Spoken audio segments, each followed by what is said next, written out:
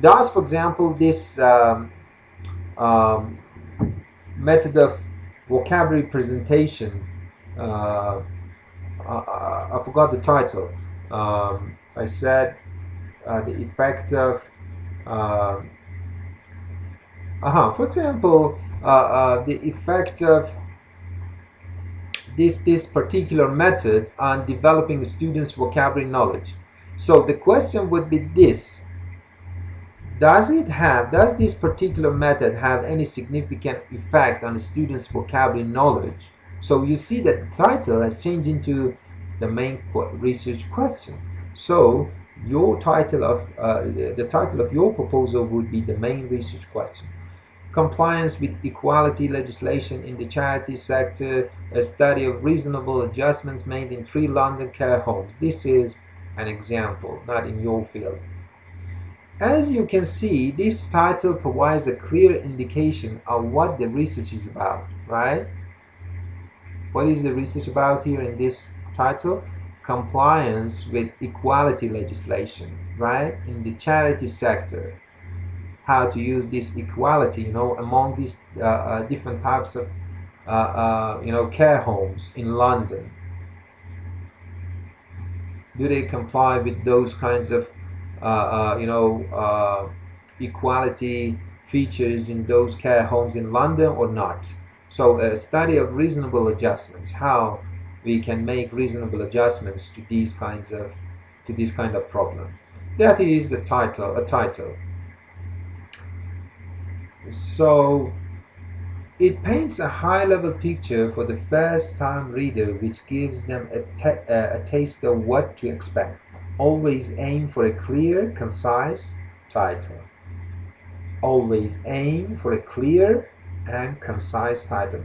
The title should not be, too long and not even too short. It should be clear. Sometimes if you drop all necessary variables from the title, the title would not be determining, would not be clear. And at the same time, if it's too long and you have included too much detail in that would not be a concise title. So don't feel the need. These are the points that have been mentioned already in your previous course, which is called research methodology.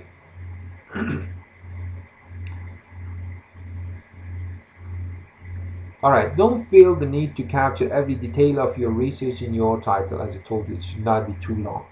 Let's talk about ingredient 2, introduction. Now, we are going to talk about introduction. In this section of your research proposal, after title, we get to introduction, okay? You will expand on what you have communicated in the title. You expand what you have said in the title, okay? You have said something in the title and you expand it in introduction by providing a few paragraphs which offer more detail about your research topic. All right. So you may ask, for example, how long should an introduction be? I would say that it would be about a few paragraphs, not more than, for example, 2 pages. Right? 2 or 3 pages at most, not more than that. Because very briefly you will talk about these broad area and specific points of your study in the introduction. Importantly, the focus here is the topic. What will your research and why is that worth researching? In the introduction, you're talking about introduction of your proposal, okay? The focus here is the topic. You're focusing on the main issue. What will your research and why is that worth researching? Why do you think, and of course, how you're showing the readers that this research is worth doing? This is not the place to discuss methodology, practicalities, etc. We do not discuss the methodology and practicalities in introduction. You will do that later in chapter 3, okay? So you should cover the following in introduction. First, an overview of the broad area you will be researching. introduce the reader to key concepts and language. So you have to talk about the broad area that you're going to do the research on. And also you should talk about the key concepts of your research. For example, when we say that I don't know, for example, the relationship between the English language teachers, burnout, psychological problems, for example, and students' achievement, right? So you have to, in the introduction, you have to talk about these main issue of this broad area of teachers burnout. First, talk about the teachers, the role of the teachers, and the role of burnout on teachers, and the effect of this burnout on students' achievement. Of course, you haven't done the research yet, so you cannot, specifically show the effect of this variable and that variable in the introduction. But at least you can talk about the main concept of burnout and students' achievement, and also refer to some main studies, not in details, but some main studies which have been done, in this field. So this is what we mean by broad area. And explanation of the specific area you will be focusing, and why you will be focusing there. Why you have focused on teachers' burnout or teachers' motivation, students' achievement, I don't know, vocabulary knowledge, picture, methodology in vocabulary presentation, so on and so forth. And also in introduction, you mentioned your research aims and objectives. What is the purpose of this study, right? This is something also which should be stated. The purpose of this study is, based on that objective that we have mentioned in the introduction. The purpose of this study is to find the relationship between this and that, the effect of that, or the other topics or the other purposes that you may have.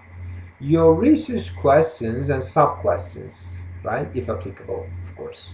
You may not have sub-questions always, but if applicable, you will have sub-questions as well. But your research questions should be stated in introduction. Of course, after talking about the background of your study and talking about the main concepts and talking about the purpose of your study, you present your research questions. Importantly, you should aim to use short sentences and plain language. Don't babble with extensive jargon, acronyms, and complex language, right? Do not use too much jargons, difficult language, and acronyms and these things, those forms of concise and contracted forms of vocabulary and these things. So assume that the reader is an intelligent layman. He is intelligent. The reader. Who is the reader? Different scholars and also different students or different people may read your thesis. So you should consider the students as intelligent, the readers as intelligent layman, the normal or general people, not a subject area specialist. It means that your writing should be simple. Of course, at the academic level, but it should be simple and clear, right? So remember that the best writing is writing that can be easily understood and digested. Keep it simple. This is very important. Do not use very complex and vague, structures and words and vocabularies in your writing. And ingredient 3, we will talk about the scope of your study. How long would it last, or from where up to where that study would take, or you will do it. So next, you'll need to specify what the scope of your research will be. In other words, you need to make it clear what you will be covering, and more importantly, what you won't be covering in your research. You should limit the scope of your study and presented in your proposal. You should show what you would be covering in this study. I'm not going to answer all questions in the field of English language teaching and learning, right? I have to specify it. I have to show that what I'm going to cover, what kind of subjects I'm going to work on, what kind of problems I'm going to tackle or deal with, right? So, simply put, this is about ring fencing your research. You have to limit your research topics so that you have to laser sharp focus, right? In order to be able to focus on a particular point. That is called laser sharp focus. All too often, students feel the need to go broad and try address as many issues as possible in the interest of producing comprehensive research. Whilst this is admirable, it is a mistake. So, your scope of research should be limited and determined. As you see, all too often, students feel the need to go broad and try to address as many issues as possible. This is not right. This is a mistake. You're not allowed, you're not permitted to address different issues in your proposal. You have to focus on your issues. What are your issues? It has been stated or presented in your title. As I said, different titles. So you have to focus on the issues of your title. By tightly refining your scope, you will enable yourself to go deep, with your research. When you're focusing on one or two particular points and not all the other points in the field of language teaching and learning, you would be able to go deep, into those limited topics, which is what you need to earn good marks. Even in that case, you will get good marks. If your scope is too broad, you will likely going to land up with superficial research, won't earn marks. That would be a superficial research. You haven't dealt with those particular points appropriately. So don't be afraid to narrow things down. You have to narrow things down, limit, you have to focus only on your variables and your points and your problem, not the other points.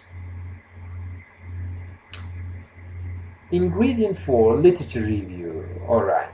So I told you that was, introduction, which forms your first chapter in proposal. And this is literature review, which forms your second chapter. In this section of your research proposal, you need to provide a relatively brief discussion of the existing literature, right? A brief discussion.